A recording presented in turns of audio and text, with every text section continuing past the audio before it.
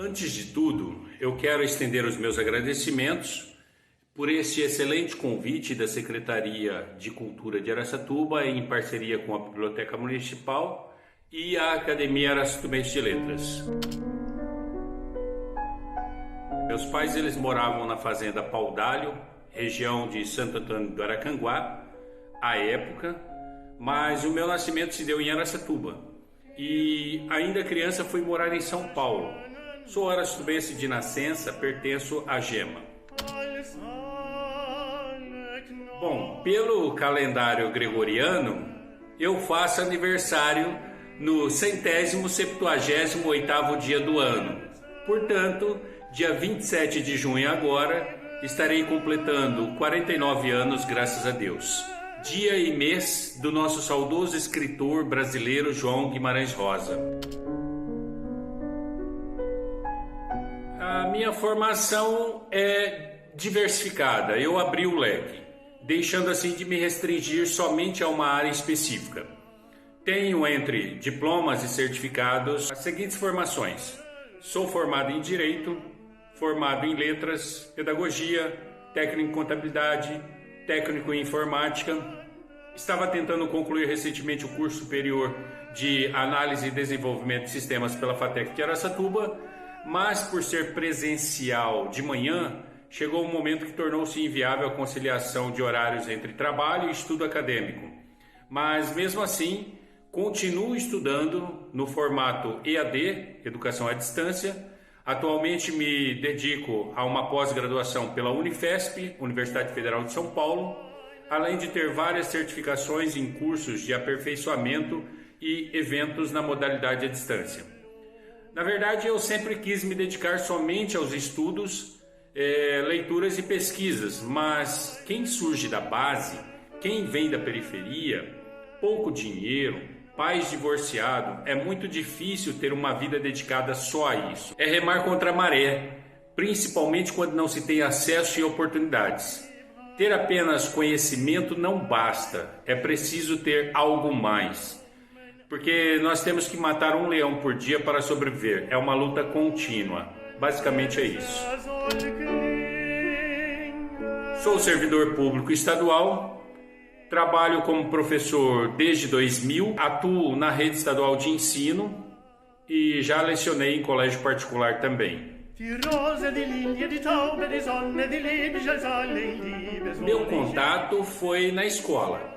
A escola ela exerce um papel fundamental na vida dos estudantes, pois muitos deles não têm acesso a livros e alguns não têm um respaldo dos pais no sentido de fomentar a leitura desde a tenra infância. Mais especificamente, o meu contato com a leitura e a escola não se deu por intermédio dos meus pais. O ponto nevrálgico se deu a partir da 7ª série do ensino fundamental, onde naquela circunstância eu estava aprendendo a jogar xadrez com os colegas de escola e ao mesmo tempo tendo acesso aos livros da série Vagalume, da editora Ática.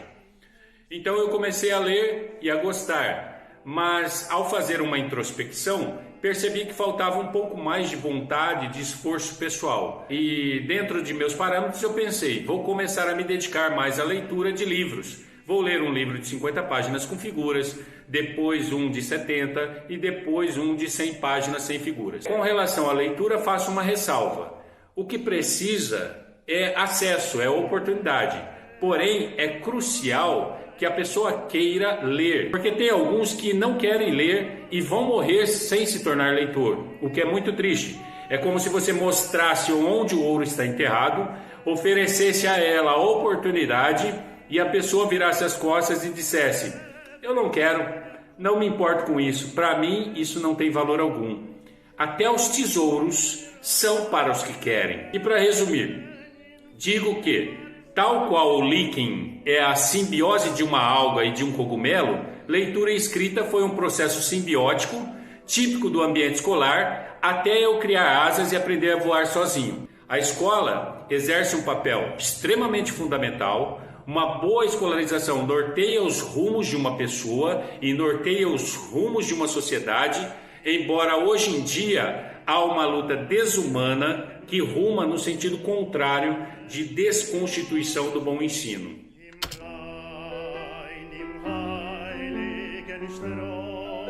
A escrita, ela na minha vida, é verdadeiramente despertada quando retornei aos estudos secundários, pois eu tinha abandonado a escola no primeiro ano do ensino médio. A luta era trabalhar e estudar, como milhares de pessoas hoje em dia, que têm que escolher entre estudar ou trabalhar, e o que acaba prevalecendo nesse caso é o pão nosso de cada dia. Ao regressar para Araçatuba, o que eu fiz? Eu retomei os estudos e nunca mais parei. O interessante é que esta questão da leitura e a posterior escrita, eu quero acreditar que a intersecção, que o impulso foi ver meus textos saindo em folhetim jornalesco, naqueles encartes, no caso aqui, o jornal Folha da Região. Depois até cheguei a ser um colaborador voluntário enviando artigos de opinião entre os anos 2000 e 2007, que eram publicados pelo jornal Folha da Região. Comecei a escrever nessa época com certa responsabilidade. Ao sofrer um grave acidente de moto, que quase me valeu a vida, resolvi fazer a publicação de um modesto livro de poesias. Meu livro ele pode ser encontrado na Biblioteca Municipal de Araçatuba.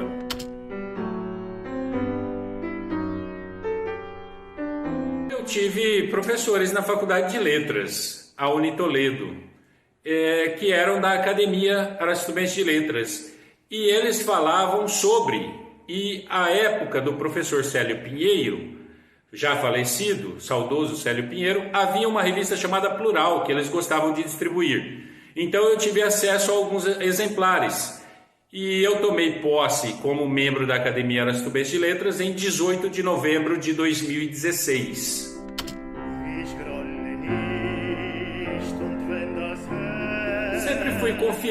Sempre fui confiante, então não creio que seja o escrever muito que me faria confiante, mas uma coisa eu fiz de errado na adolescência, que foi não ter o cuidado em guardar os meus textos, então eu perdi muito conteúdo por achar que não valia a pena, infelizmente.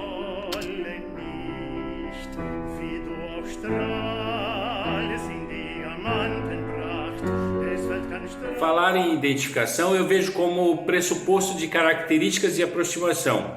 O que penso ter o meu jeitão, o meu estilo de ser, o meu jeito de escrever, mas dentre as minhas afinidades com outros escritores, o meu gosto literário sempre foi Carlos Drummond de Andrade, embora discorde de alguns pensamentos e posicionamento dele frente a algumas questões. Gosto muito do jeito de fazer e declamar poesia de Braulio Bessa, apesar que há muitos anônimos por aí que talvez ele tenha faltado acesso e oportunidade para mostrar e dar amplitude ao trabalho deles. Precisamos desenterrar esses talentos e valorizá-los. Eu estava escrevendo outros textos, estavam no forno aguardando a hora certa de trazer a público, mas este ano eu tive a decepção de ter sido hackeado e perdi acesso ao meu blog, e-mails e o meu canal do YouTube, e não sei se ainda conseguiria recuperar estes dados que agora se encontram, não mais sob os meus acessos e cuidados.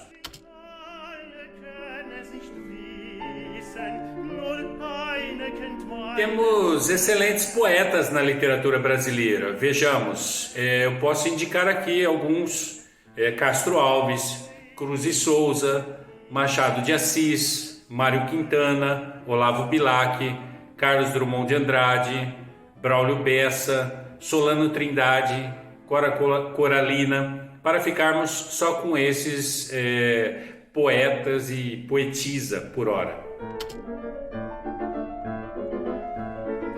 Vou tentar resumir o que é a poesia para mim. A poesia é uma representação viva que perpassa o caminho das letras. A poesia ela pode ser contemplada nos mais diversos lugares, e quando alguém se põe a escrever poesia, este ato, ainda que singelo, tem o poder de mudar o brilho no olhar de alguém.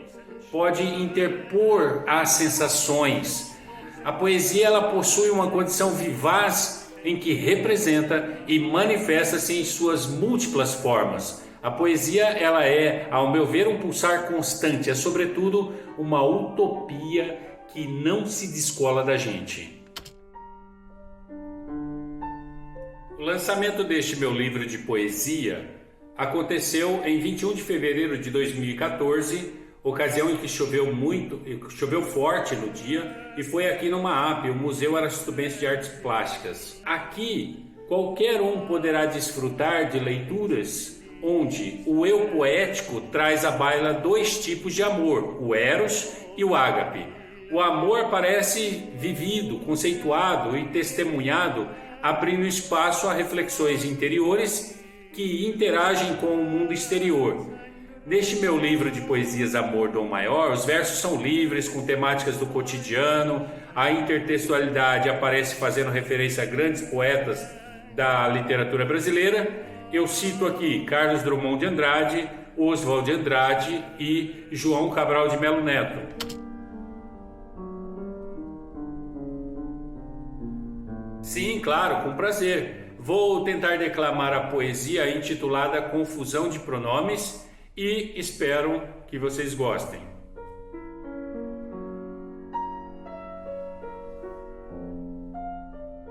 Chamaram-me a atenção.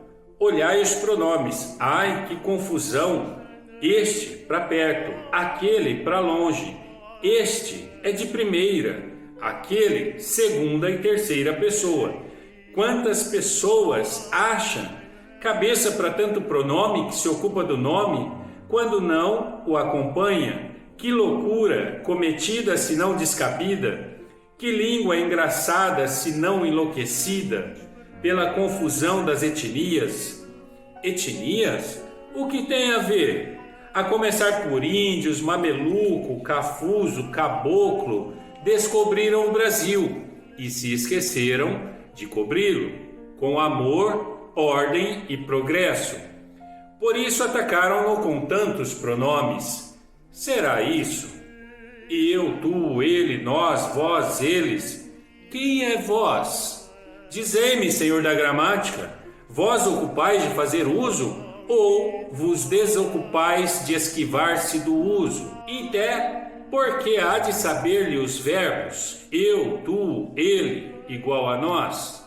Aonde vamos com tantos pronomes que o próprio falante da segunda se ocupa em não usar, por não lhe saber com o verbo conjugar? Queira Deus que tais pronomes não nos perturbem mais, ou então aprendamos de vez que eu amo, tu amas, ela ama, nós amamos, vós, eles, elas, vocês amam. Que beleza! Este, esta, isso, af. Somos atacados e afrontados pela distância, até mesmo por eles. Como se não bastasse a saudade daqueles que de nós se distanciam, ainda eles nos perturbam. Como devo escrever minha primeira poesia? Em primeira, em segunda ou em terceira? Mas e se eu quiser confundir os pronomes ou confundir-me com eles? Não posso? Ah, Brasil, desde sua formação, uma verdadeira confusão. Arrebentei-me com a gramática, misturei-lhe os pronomes, fiz uma confusão danada. E disseram-me, não faça isso. Filo, porque o quis. Olhai e vede em admiração. E não achais numa primeira leitura? Olhai de novo. Disseram-me, corrija. Disse não. Pareço ser incorrigível. É minha alma que fala. Deixai-a falar como ela quer falar. Não indagais. Deixai-a que se expresse. Ouçamos. Talvez compreendamos que nem sempre a gramática está certa, pois mais vale um coração sensível e amável do que petrificado por ela, com suas normas. Doravante, falando em pronominais, em vez de me dá, assim prefere o falante. De que lhe vale o rigor, se o que é preciso se chama amor? Se o que se faz preciso é o calor entre os seres, e não a frieza da gramática. A que se prestou o modernismo? As loucuras do rompimento. Mas Entretanto, não lhe trouxe correções ao mundo, muito menos aos corações humanos. Apenas, sim, observações. Nada mais que observações. Observações. É isso. Agradeço a todos vocês. Muito obrigado pela oportunidade que me foi concedida. Um abraço a todos.